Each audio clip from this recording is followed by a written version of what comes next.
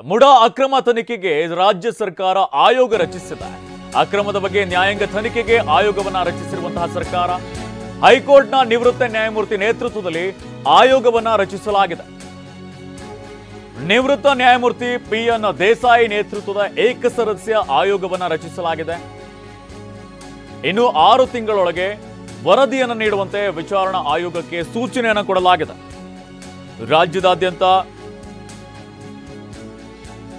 ಮುಡಾದಲ್ಲಿ ಸಾವಿರಾರು ಕೋಟಿ ರೂಪಾಯಿ ಮೌಲ್ಯದ ಸೈಟು ಹಂಚಿಕೆ ಆರೋಪಕ್ಕೆ ಸಂಬಂಧಪಟ್ಟಂತೆ ಆರೋಪಗಳು ಕೇಳಿ ಬರ್ತಾ ಇರುವಂಥದ್ದು.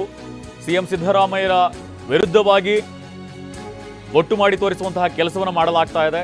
ಇದೇ ಸಂದರ್ಭದಲ್ಲಿ ನಾಳೆಯಿಂದ ಅಧಿವೇಶನ ಆರಂಭವಾಗಲಿದೆ. ಈ ಸಂದರ್ಭದಲ್ಲಿ ಈ ವಿಚಾರಕ್ಕೆ ಸಂಬಂಧಪಟ್ಟಂತೆ ಚರ್ಚೆಗಳನ್ನು ಮಾಡೋದಕ್ಕೆ, ಚಾಟಿ ಬೀಸೋದಕ್ಕೆ ಬಿಜೆಪಿ ಸರ್ಕಾರ ಹಾಗೇನೆ ಬಿಜೆಪಿಯ ಜೊತೆ ಇರುವಂತಹ ಜೆಡಿಎಸ್ ಕೂಡ ಮುಂದಾಗ್ತಾ ಇರುವಂಥದ್ದು. ಇದೇ ಸಂದರ್ಭದಲ್ಲಿ ರಾಜ್ಯ ಸರ್ಕಾರ ಈಗ ಆಯೋಗವನ್ನ ರಚಿಸಿದ, ಏಕಸದಸ್ಯ ಆಯೋಗವನ್ನ ರಚಿಸಿ ಆದೇಶವನ್ನು ಹೊರಡಿಸಿರುವಂಥದ್ದು. 6 ತಿಂಗಳೊಳಗೆ ಈ ಒಂದು ಪ್ರಕರಣಕ್ಕೆ ಸಂಬಂಧಪಟ್ಟಂತೆ ವಿಚಾರಣಾ ಆಯೋಗಕ್ಕೆ ಒಂದು ಸೂಚನೆಯನ್ನು ಕೊಟ್ಟಿರುವಂಥದ್ದು. ವರದಿಯನ್ನು ನೀಡೋದಕ್ಕೆ ನಿವೃತ್ತ ನ್ಯಾಯಾಧೀಶರಾಗಿರುವಂತಹ PN ದೇಸಾಯಿ ನೇತೃತ್ವದಲ್ಲಿ ತನಿಖೆಗೆ ಏಕಸದಸ್ಯ ಪೀಠ ಒಂದು ಆದೇಶವನ್ನು ಹೊರಡಿಸಿರುವಂಥದ್ದು. ಏಕಸದಸ್ಯ ವಿಚಾರಣಾ ಆಯೋಗವನ್ನು ರಚಿಸಲಾಗಿದೆ. ಇವರು ಈ ಒಂದು ವಿಚಾರಕ್ಕೆ ಸಂಬಂಧಪಟ್ಟಂತೆ ಮುಡಾದಲ್ಲಿ ಸಾವಿರಾರು ಕೋಟಿ ರೂಪಾಯಿ ಅವ್ಯವಹಾರ ಆಗಿದೆ, ಸೈಟ್ ಹಂಚಿಕೆ ಆಗಿದೆ ಅನ್ನುವಂಥ ರೀತಿಯಲ್ಲಿ ಆರೋಪಗಳು ಏನು ಬರ್ತಾ ಇದೆ. ಇದಕ್ಕೆ ಸಂಬಂಧಪಟ್ಟಂತೆ ವರದಿಯನ್ನು ನೀಡೋದಕ್ಕೆ ಈಗ ಏಕಸದಸ್ಯ ಆಯೋಗವನ್ನು ರಚಿಸಿ ಅವರಿಂದ ವರದಿಯನ್ನು ಸಲ್ಲಿಸೋದಕ್ಕೆ ಈಗ ರಾಜ್ಯ ಸರ್ಕಾರ ಸೂಚನೆಯನ್ನು ಹೊರಡಿಸಿದೆ. ಮುಡಾದಲ್ಲಿ ಸಾವಿರಾರು ಕೋಟಿ ರೂಪಾಯಿ ಮೌಲ್ಯದ ಸೈಟು ಹಂಚಿಕೆ ಸಂಬಂಧಪಟ್ಟಂತೆ ಅಕ್ರಮ ನಡೆದಿದೆ ಅನ್ನುವಂತಹ ಆರೋಪಗಳು ಕೇಳಿ ಬರ್ತಾ ಇದೆ. ಇದಕ್ಕೆ ಸಂಬಂಧಪಟ್ಟಂತೆ ಈಗ ರಾಜ್ಯ ಸರ್ಕಾರ ಆಯೋಗವನ್ನು ರಚಿಸಿರುವಂಥದ್ದು. ಇದಕ್ಕೆ ಸಂಬಂಧಪಟ್ಟಂತೆ ಹೆಚ್ಚಿನ ಅಪ್ಡೇಟ್ ನೀಡ್ತಾರೆ ನಮ್ಮ ಪ್ರತಿನಿಧಿ ಪ್ರಸನ್ನ ದೂರವಾಣಿ ಸಂಪರ್ಕದಲ್ಲಿ ಜಾಯ್ನ್ ಆಗಿದ್ದಾರೆ. ಪ್ರಸನ್ನ, ಒಂದ್ ಕಡೆಯಲ್ಲಿ ಮುಡಾ ಹಗರಣಕ್ಕೆ ಸಂಬಂಧಪಟ್ಟಂತೆ ನೇರವಾಗಿ ಸಿಎಂ ಸಿದ್ದರಾಮಯ್ಯನವರ ವಿರುದ್ಧವಾಗಿ ಬೊಟ್ಟು ಮಾಡಿ ತೋರಿಸುವಂತಹ ಕೆಲಸವನ್ನ ಬಿಜೆಪಿಯವರು ಮಾಡ್ತಾ ಇದ್ದಾರೆ. ಇದೇ ಸಂದರ್ಭದಲ್ಲಿ ಈಗ ನಿವೃತ್ತ ನ್ಯಾಯಮೂರ್ತಿಗಳ ಆಯೋಗವನ್ನ ರಚಿಸಿರುವಂಥದ್ದು. ಅವರ ಮುಖಾಂತರವಾಗಿ 6 ತಿಂಗಳೊಳಗೆ ಇದಕ್ಕೆ ಸಂಬಂಧಪಟ್ಟಂತೆ ವರದಿಯನ್ನು ನೀಡೋದಕ್ಕೆ ಹೇಳಿದ್ದಾರೆ. ಏನಿದೆ ಅಪ್ಡೇಟ್ಸ್ ಇದಕ್ಕೆ ಸಂಬಂಧಪಟ್ಟಂತೆ? ನಿತಿನ್, ಮುಡಾ ಹಗರಣದ ವಿಚಾರಕ್ಕೆ ಸಂಬಂಧಪಟ್ಟ ಹಾಗೆ ಬಿಜೆಪಿ ಬಹುದೊಡ್ಡ ಆರೋಪವನ್ನ ಮಾಡ್ತಾ ಇದೆ. ಅದರಲ್ಲೂ ನೇರವಾಗಿ ಮುಖ್ಯಮಂತ್ರಿ ಸಿದ್ದರಾಮಯ್ಯನವರು ಮತ್ತು ಅವರ ಧರ್ಮಪತ್ರಿಯ ಹೆಸರಲ್ಲಿ 10 ಸೈಟುಗಳನ್ನ ಪಡೆದುಕೊಳ್ಳಲಾಗಿದೆ ಅನ್ನುವಂಥದ್ದು ಬಿಜೆಪಿಯ ಗಂಭೀರ ಆರೋಪ.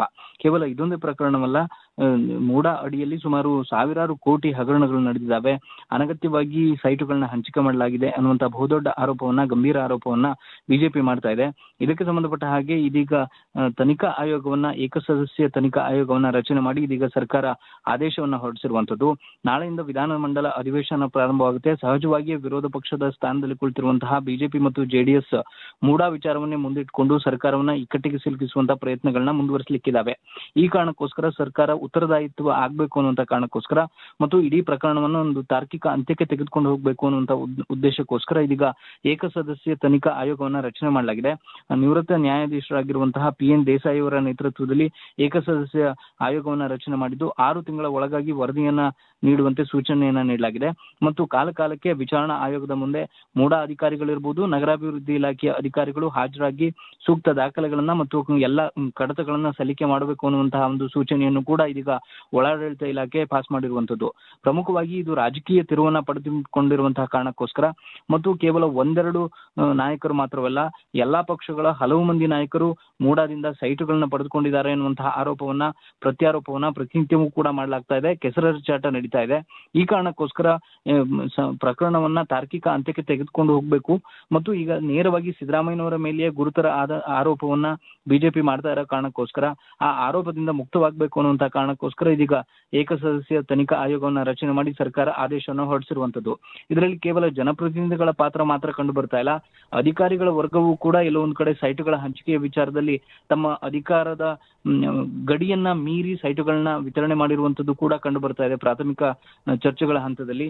ಈ ಕಾರಣಕ್ಕೋಸ್ಕರ ಅಧಿಕಾರಿಗಳು ಕೂಡ ತಪ್ಪಿತಸ್ಥರಿದ್ರೆ ಅವರ ಮಾಹಿತಿಗಳು ಕೂಡ ಹೊರಗೆ ಬರಬೇಕು ಅನ್ನುವಂತ ಕಾರಣಕ್ಕೋಸ್ಕರ ಮತ್ತು ಹಿಂದಿನ ಯಾರ ಅವಧಿಯಲ್ಲಿ ಯಾವ ಸರ್ಕಾರದ ಅವಧಿಯಲ್ಲಿ ಹೆಚ್ಚು ಸೈಟ್ಗಳ ಹಂಚಿಕೆಯಾಗಿದೆ ಅಥವಾ ಸಿದ್ದರಾಮಯ್ಯನವರ ಧರ್ಮಪತ್ನಿಗೆ ಸೈಟ್ ಹಂಚಿಕೆಯಾದ ಸಂದರ್ಭದಲ್ಲೂ ಕೂಡ ನಿಯಮಗಳನ್ನ ಏನಾದ್ರೂ ಉಲ್ಲಂಘನೆ ಮಾಡಲಾಗಿತ್ತಾ ಅಥವಾ 50-50 ಅನುಪಾತದ ಸೈಟ್ಗಳ ಹಂಚಿಕೆ ಆಗುವಂತಹ ಸಂದರ್ಭದಲ್ಲಿ ಆ ರೀತಿ ಅವಕಾಶ ಇಲ್ಲದೆ ಹೋದ್ರೂ ಕೂಡ ಯಾರಿಗೆಲ್ಲ ಸೈಟ್ಗಳನ್ನ ಹಂಚಿಕೆ ಮಾಡಲಾಗಿದೆ ಈ ಎಲ್ಲ ವಿಚಾರಗಳನ್ನು ಕೂಡ ಬಹಿರಂಗಪಡಿಸಬೇಕಂತ ಒಂದು ಅನಿವಾರ್ಯ ಪರಿಸ್ಥಿತಿ ಇದೀಗ ಸರ್ಕಾರದ ಮುಂದೆಯೂ ಕೂಡ ಇದೆ.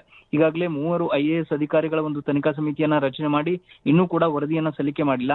ಅದಾಗಲೇನೆ ರಾಜಕೀಯ ತಿರುವು ಜೋರಾಗಿ ಪಡೆದುಕೊಂಡ ಕಾರಣಕ್ಕೋಸ್ಕರ ಇದೀಗ ಸರ್ಕಾರ ಆ ಮುಜುಗರದಿಂದ ತಪ್ಪಿಸಿಕೊಳ್ಬೇಕು ಅನ್ನುವಂತ ಬಹುದೊಡ್ಡ ಕಾರಣಕ್ಕೋಸ್ಕರ ಇದೀಗ ನಿವೃತ್ತ ನ್ಯಾಯಾಧೀಶರ ನೇತೃತ್ವದಲ್ಲಿ ಒಂದು ತನಿಖಾ ಆಯೋಗವನ್ನ ರಚನೆ ಮಾಡಿದೆ. ಈ ತನಿಖಾ ಆಯೋಗ 6 ತಿಂಗಳ ಒಳಗೆ ವರದಿಯನ್ನ ಕೊಡಬೇಕು. ಅಷ್ಟರ ಒಳಗಾಗಿ ಇನ್ನು ಎಷ್ಟೆಷ್ಟು ಪ್ರಕರಣಗಳು ಹೊರಬರುತ್ತವೆ ಅಥವಾ ಬೇರೆ ಬೇರೆ ಯಾವ ರಾಜಕೀಯ ನಾಯಕರ ಹೆಸರುಗಳು ಈ ಮೂಡಾ ಸೈಟ್ ವಿಚಾರದಲ್ಲಿ ಹೊರಬರುತ್ತೆ ಅನ್ನೋದನ್ನ ಕಾದು ನೋಡ್ಬೇಕಾಗಿದೆ Nitin. Okay Prasanna, thank you ತಮ್ಮೆಲ್ಲ ಅಪ್ಡೇಟ್ಸ್ಗೆ.